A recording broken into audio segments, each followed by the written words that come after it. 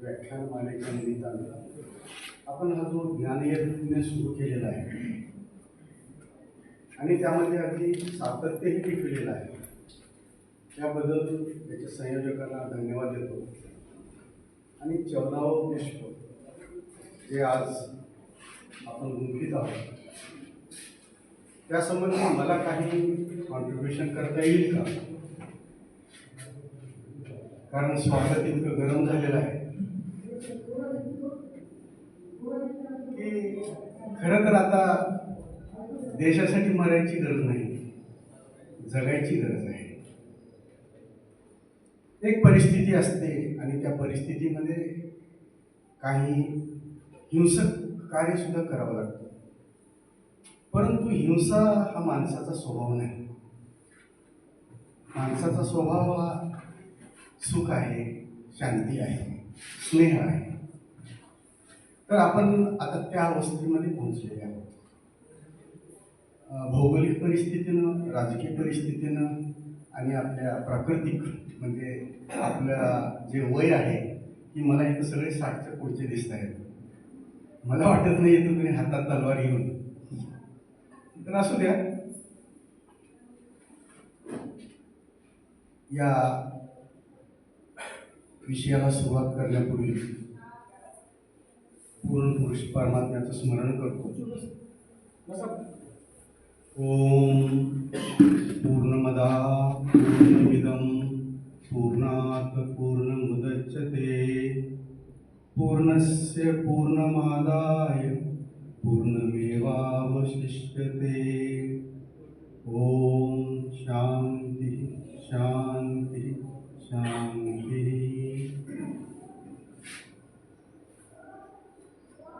अध्यात्म आणि विज्ञान या दोन संकल्पनावर आज आपल्याला काही चर्चा चिंतन अपेक्षित आहे. पण मी आधीच एक डिस्क्लेमर देतो तुम्हाला की अध्यात्म हा भाषणाचा विषय नाही, साधनेचा विषय आहे. अध्यात्म हा प्राप्तीचा विषय नाही, जाणण्याचा विषय आहे.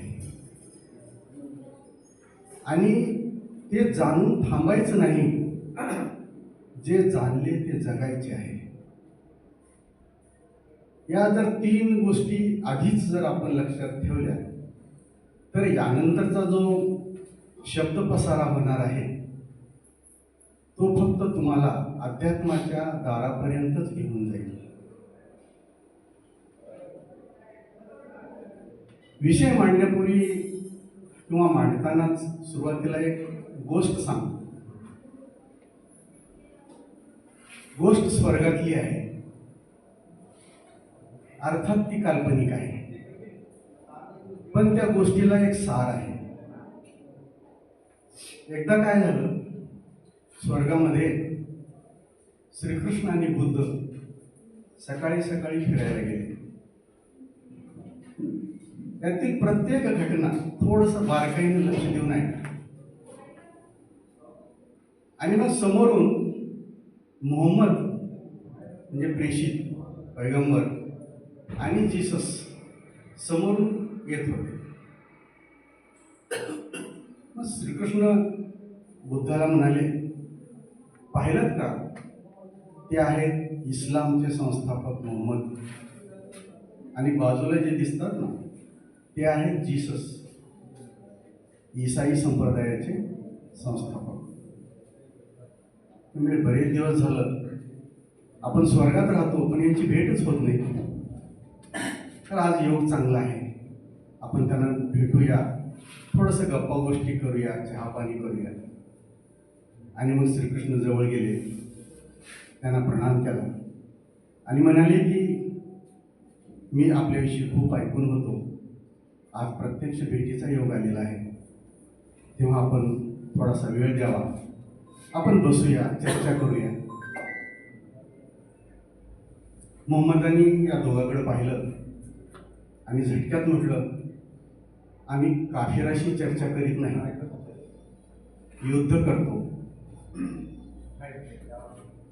तेवढ्यात जीसस म्हणाले, की अरे पण त्याच्या आधी थोडंसं चर्चा संवाद बोलणी करायला काय हरकत आहे. मग ठीक आहे म्हटले मोहम्मद, तयार झाले. आणि मग हे चौघेही एका बाजूच्या हॉटेलमध्ये गेले. मोठं हॉटेल होतं, 5 स्टार हॉटेल. मोठे दालन होते, सुमधुर संगीत चालू होतं, सुगंधी फुलाचे ताटवे ठेवले होते, रंगीबेरंगी दिवे लागले होते. एकंदरीत वातावरण प्रसन्न, मनोहारी आणि सुखद होतं. आणि बसले टेबलाच्या बाजूला खुर्च्या टाकलेल्या होत्या. 4 जण 4 दिशांनी बसले. तेवढ्यात एक वेटर धावत आला आणि त्यांनी चौघाच्याही हातामध्ये मेनू कार्ड दिलं. प्रत्येकाच्या समोर टेबलावरती मेनू कार्ड ठेवलं आणि तो निघून गेला. मोहम्मदाने ते मेनू कार्ड पाहिलं, असं समोरून पाहिलं, पाठीमागून पाहिलं आणि बाजूला ठेवून टाकलं. जीससने ते मेनू कार्ड हातात घेतलं, असं उघडलं आणि बाजूला ठेवलं. बुद्धाने ते मेनू कार्ड पाहिलं सुद्धा नाही, असंच बाजूला सरकलं. श्रीकृष्णाने मात्र ते मेनू कार्ड पहिल्या पानापासून आतलं फोल्डर असतं, आतलं पाहिलं, तिसरं पाहिलं, चौथं पाहिलं, पृष्ठभाग ते मल्लप्रस्थ सगळं वाचून काढलं. पुन्हा थोड्या वेळाने वेटर आला. म्हणाला की साहेब, काय आपली ऑर्डर? गरम, थंड, तिखट, गोड? मोहम्मद म्हणाला,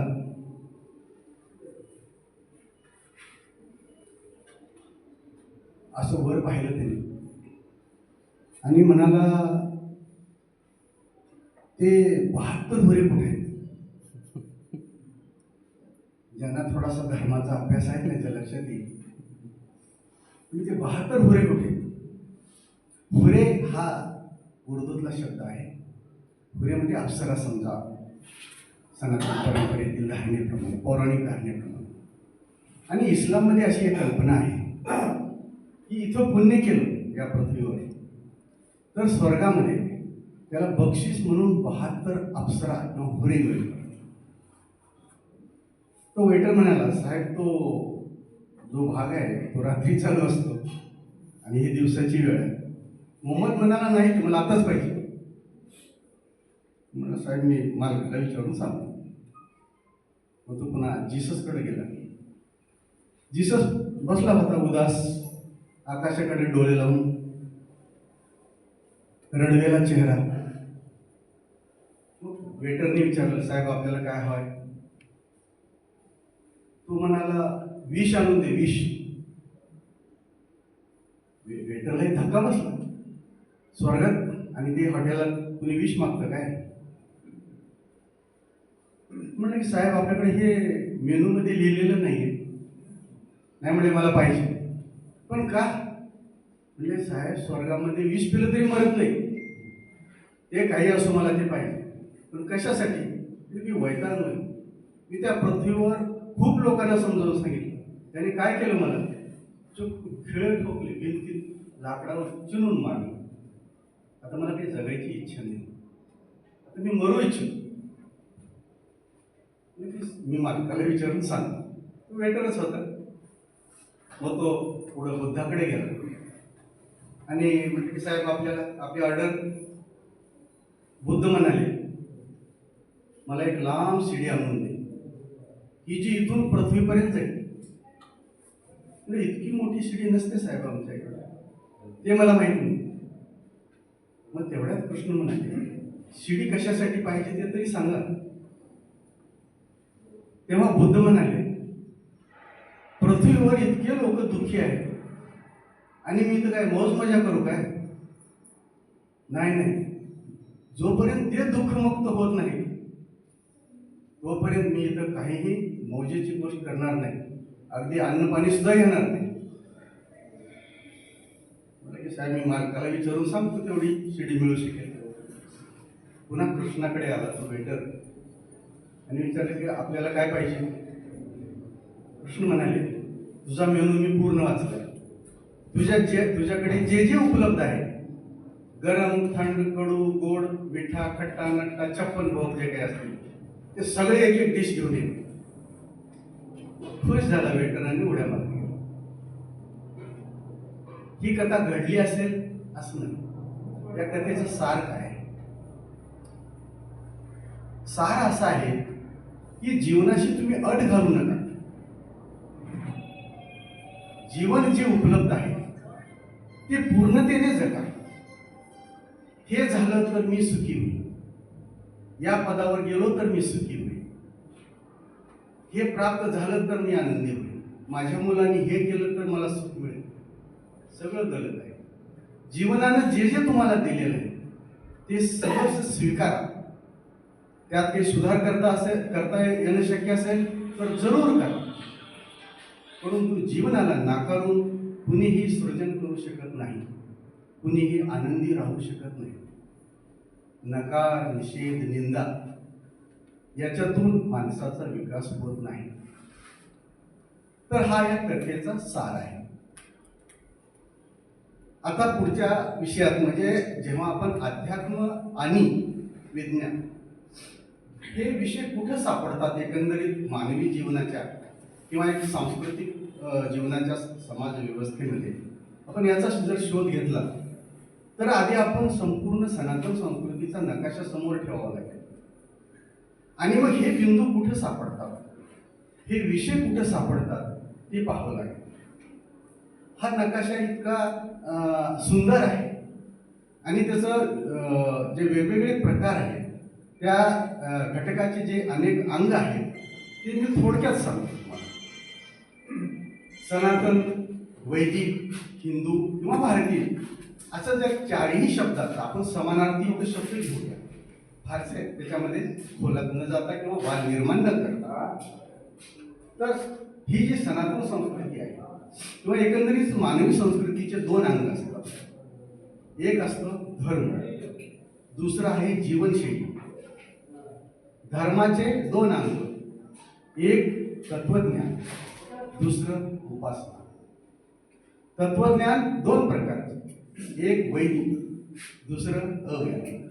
वैदिकाचे दर्शन 6: सांख्य, योग, न्याय, वैशिष्ट्य, मीमांसा आणि वेदांत. अवैदिकाचे दर्शन 3: जैन, बौद्ध, चार्वाक. आता राहिले उपासना. उपासनेचे पंथ 4: हिंदू, जैन, बौद्ध, शीख. उपासनेचे प्रकार 2: एक भक्ती, दुसरा योग. भक्ती 2 प्रकारची, एक साकार भक्ती, दुसरी निराकार. योगाचे प्रकार 8: राजयोग, हठयोग, सामायिक जैनाची, विपश्यना बौद्धाची, मंत्रयोग, तंत्रयोग, सहजयोग आणि कर्मयोग. तर आणि आता राहिला हा एक भाग म्हणजे धर्माचा. आता आपण जीवनशैलीकडे बोलूया. जीवनशैली किती प्रकारची? 4 प्रकारची. एक व्यवस्था, मग त्यामध्ये वर्णव्यवस्था आली, जात व्यवस्था आली. दुसरं विज्ञान, विज्ञानाचे भाग 2: एक शुद्ध विज्ञान, दुसरं उपयुक्त विज्ञान. आणि उपयुक्त विज्ञानाला आपण तंत्रज्ञान म्हणतो. आणि ते तिसरा भाग कला. कलेचे प्रकार 2: एक श्रद्धा, दुसरं मनोरंजन. तर इतका हा मोठा पसारा आहे आपल्या संस्कृतीचा. यातील एकेका अंगावर अनेकांनी आयुष्यभर काम केलेलं आहे. म्हणजे ज्ञानाचा पसारा किती मोठा आहे, ज्ञानाचा विस्तार, तेही फक्त आपल्या भारतीय संस्कृतीत. आता या भारतीय संस्कृतीच्या या एकंदरीत नकाशामध्ये आपण दिलेले जे विषय आहेत ते कुठे आहेत? धर्मामध्ये काय येतं? अध्यात्म येतं. अध्यात्म म्हणजे उपासना. आणि जीवनशैलीमध्ये काय येतं? विज्ञान आणि तंत्रज्ञान. आता या 2 विषयाचा, संकल्पनाचा जर स्वतंत्र थोडंसं जर विश्लेषण करून पाहायचं म्हटलं तर इथे एक मांडलेला चार्ट आहे. तो चार्ट बहुतेकांनी वाचला असेल किंवा मी थोडक्यात वाचून सांगतो. तर ते 10 सूत्र आहे त्यामध्ये. आणि या 10 सूत्रामध्ये एकंदरीतच भारतीय सनातन संस्कृतीचं अध्यात्म हे मांडलेलं आहे. आणि ते नंबर जे आहेत क्रम संख्येचा त्या क्रमामध्ये मांडलेला असल्यामुळं ते समजायला फार सोपं आहे. आपण ते वाचावं, वाटल्यास त्याचा फोटो काढून घ्यावा आणि त्यावर आपण घरी चिंतन करावं. त्यामध्ये असं आहे, एक ब्रह्म सत्य जान, प्रकृती पुरुष तत्व दोन. आता मी नंतर ह्याचं थोडं विश्लेषण करून सांगतो. प्रकृतीचे गुण तीन, चार स्थितीत चैतन्य, पंचकोशाचे आवरण, षडविकार युक्त मन, सप्तचक्र ऊर्जा स्थान, अष्ट अंग योग ज्ञान, नवम विधी भक्ती शरण, दशोपनिषद आत्मज्ञान, हे धर्माचे विधी विधान, जीवन मुक्तीचे साधन. तर यातलं एक एक सूत्र जे आहे त्या सूत्राचं मी तुम्हाला स्पष्टीकरण सांगतो आणि त्याचा सोर्स कुठे आहे तेही सांगतो. हे जे पहिलं तत्व आहे किंवा पहिली ओळ आहे, एक ब्रह्म सत्य जाण, की आपण ह्याचा सोर्स आहे ईशोपनिषद. तर माहिती आहे की ईशावास्यम इदम सर्वम यत्किंच जगत्याम जगत तेन तेन भुंजिता मा कृत कस्य स्वीकृत. तर असं त्याच्यामधूनचा सोर्स. शिवाय आदि शंकराचार्याचा जो सिद्धांत आहे अद्वैत वेदांताचा, त्यामध्येही हे सापडतं. म्हणजे हिंदू सनातन धर्माची अशी मान्यता आहे की हे सर्व विश्व हे ईश्वरमयच आहे. म्हणूनच आपण अगदी सोप्या भाषेमध्ये कणकण मे ईश्वर वगैरे म्हणतो. म्हणजे या विश्वात ईश्वर आहे असे म्हणण्यापेक्षा त्या ईश्वरातच हे विश्व आहे असं म्हटलेलं अधिक संयुक्त आहे. दुसरा जो विषय आहे प्रकृती पुरुष तत्व दोन, ह्याचा सोर्स आहे सांख्ययोग. जे दर्शनशास्त्रातले जे अनेक दर्शन आहेत त्यामधला एक आहे सांख्य. त्यामध्ये प्रकृती वेगळी आणि पुरुष वेगळा असं त्यामध्ये वर्णन केलं. तिसरं जे आहे प्रकृतीचे गुण तीन. प्रकृतीचे गुण कोणते? तीन, सत्व, रज आणि तम.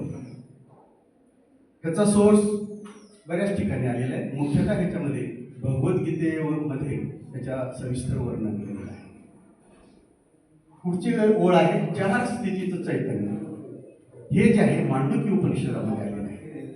चैतन्याच्या चार अवस्था ज्या आहेत, कोणत्या? जागृती, स्वप्न, सुसुप्ती आणि तुरीया, या चार अवस्था. ह्याचं सविस्तर मांडुक्य उपनिषदामध्ये. दुसरं आहे पंचकोशाचे आवरण. हे आहेत तैत्तिरीय उपनिषदामध्ये. जे पंचकोश जे सांगितलेले आहेत चेतनेचे, त्यामध्ये बाहेरून जर आज आपण जात गेलो तर बाहेरचा आहे अन्नमय कोश, त्यानंतरचा आहे प्राणमय कोश, त्यानंतरचा आहे मनोमय कोश, त्यानंतर विज्ञानमय कोश, आनंदमय कोश आणि मग त्याच्या आत असलेला आत्मा किंवा चेतन. षडविकारयुक्त मन. मनाचे षडविकार सर्वांनाच माहीत आहेत. काम, क्रोध, लोभ, मद, मोह, मत्सर. सप्तचक्र ऊर्जास्थान. हे कुंडलिनी योगामध्ये आपल्या शरीरामध्ये 7 चक्र मानलेले आहेत आणि या चक्रावर जर साधना केली, ध्यान केलं, तर त्या सहस्त्रापर्यंत गेल्यानंतर एक कुंडलिनी शक्ती जागी होते अशी धारणा आहे किंबहुना योग्याचा अनुभव आहे. तर ते अगदी खालून जर सुरुवात करायची म्हटली तर सगळ्यात खालचा हा मूलाधार चक्र आहे. त्यानंतर स्वादिष्ठान, मणिपूर, अनाहत, वर विशुद्ध, आज्ञाचक्र आणि सहस्त्रार असे ही 7 चक्र आहेत. पुढचा आहे अष्ट अंग योग ज्ञान. तर याच्यामध्ये राजयोगाचा विचार केलेला आहे. राजयोग म्हणजे पतंजली योग सूत्राचा त्याच्यामध्ये सोर्स सापडेल. तर यामध्ये 8 अंग सांगितलेले आहेत. यम नियम, आसन प्राणायाम, प्रत्याहार, धारणा, ध्यान आणि समाधी असे हे राजयोगाचे 8 अंग आहेत. आता भक्तीकडे येऊया. भक्ती 9 प्रकारची सांगितलेली आहे. त्याचा सोर्स मला भागवतात सापडेल. या भक्तीमध्ये सुरुवात श्रवण, कीर्तन, स्मरण, पादसेवन, अर्चन, भजन, वंदन, असे आणखी एक 2-3 आहेत, मला आता आठवत नाही, आत्मनिवेदनापर्यंत आहे. तर अशा ह्या 9 प्रकारच्या भक्ती आहेत. आणि शेवट जे दशोपनिषद आत्मज्ञान, ही 10 उपनिषदं निवडलेली आहेत आत्मज्ञानाची. या 10 उपनिषदावर आदि शंकराचार्यांनी भाष्य केलेलं आहे. अनेक आचार्यांनी त्यावर भाष्य केलेलं आहे. तर ती उपनिषद आहेत ईश, कट, केन, प्रश्न, मुंडक, मांडुक्य, तैत्तरेय, ऐतरेय, छांदोग्य आणि बृहदारण्यक. ही 10 उपनिषद आहेत. तर एवढं हे सगळं, यातलं एक एक प्रकरण, एक एक विधा जर आपण व्यवस्थित जर त्यावर साधना केली तर मुक्ती शक्य आहे. आणि भारतीय जे धर्म आहे त्यांचा उद्देश हा स्वर्गप्राप्तीपुरता नाही. स्वर्गप्राप्ती ही एक मधली स्टेज आहे, पण अंतिम लक्ष ही मुक्ती आहे. आणि ही सगळी साधनं, म्हणूनच म्हटलंय की हे धर्माचे विधिविधान, हे विधीही आहे आणि विधानही आहे आणि जीवनमुक्तीचीही साधन आहे. असा हे एकंदरीत अध्यात्माचा सिलेबस आहे. आता आपण थोडंसं पुढे जाऊया. हा विषय का आला? जर विज्ञानाचा जो विषय आहे तो बाह्य जीवनासाठी आहे, तो पदार्थाचा अभ्यास आहे, त्याचं क्षेत्रच बाहेर आहे. आणि अध्यात्माचं क्षेत्र हे आंतरिक क्षेत्र आहे. दोघांच्या प्रयोगशाळा सुद्धा वेगळ्या आहेत. विज्ञानाची प्रयोगशाळा ही बाहेर आहे, पदार्थावर आहे, प्रकृतीवर आहे. पदार्थाचे गुणधर्म जाणून घेणे, त्यातली ऊर्जा आहे का समजून घेणे आणि त्या ऊर्जेचा जीवनासाठी काही उपयोग करता येतो का हे पाहणे. यासाठी हे विज्ञानाचं क्षेत्र हे बाह्य क्षेत्र आहे आणि अध्यात्माचं क्षेत्र हे अंतर्जगत आहे. मूलतः हे 2 विषय वेगळे आहेत. मग या 2 विषय आले कुठून हा प्रश्न आहे ना. मग क्षीरसागर सरांना असं का सुचलं हे अध्यात्म आणि विज्ञान गडबड कुठं होते? हा विषय कधीही आपल्या संस्कृतीमध्ये चर्चेला गेलेला नाहीये असा. कारण आपण विज्ञानाला अध्यात्माच्या बाहेर किंवा धर्माच्या बाहेर ठेवलंच नाही. गडबड कुठं झाली?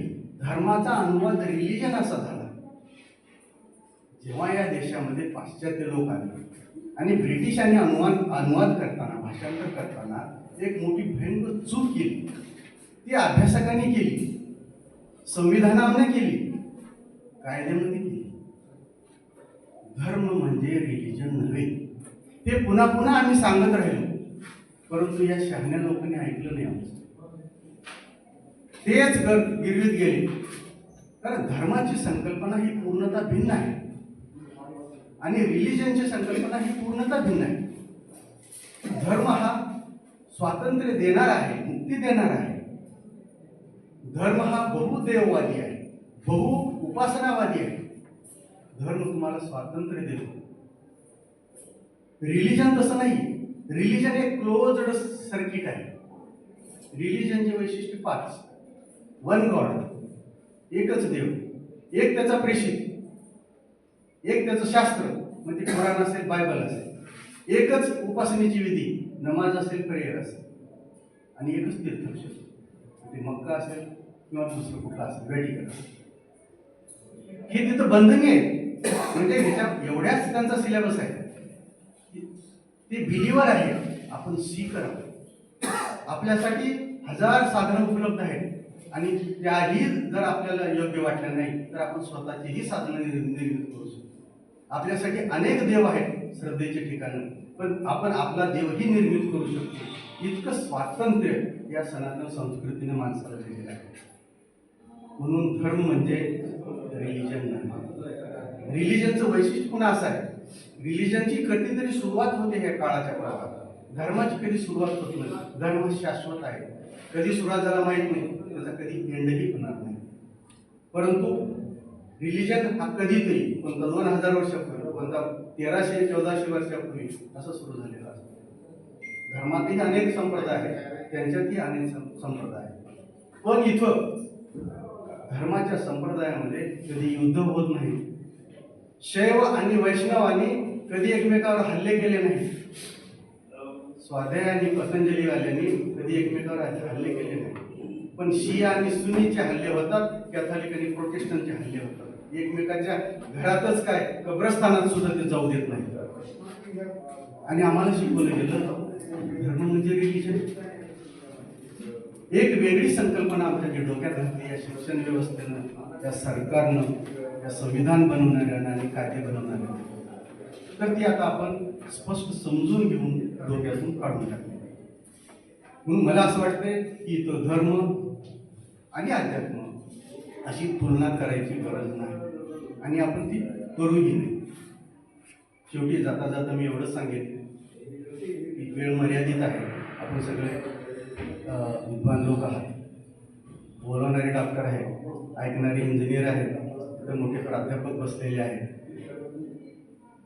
जज आहेत.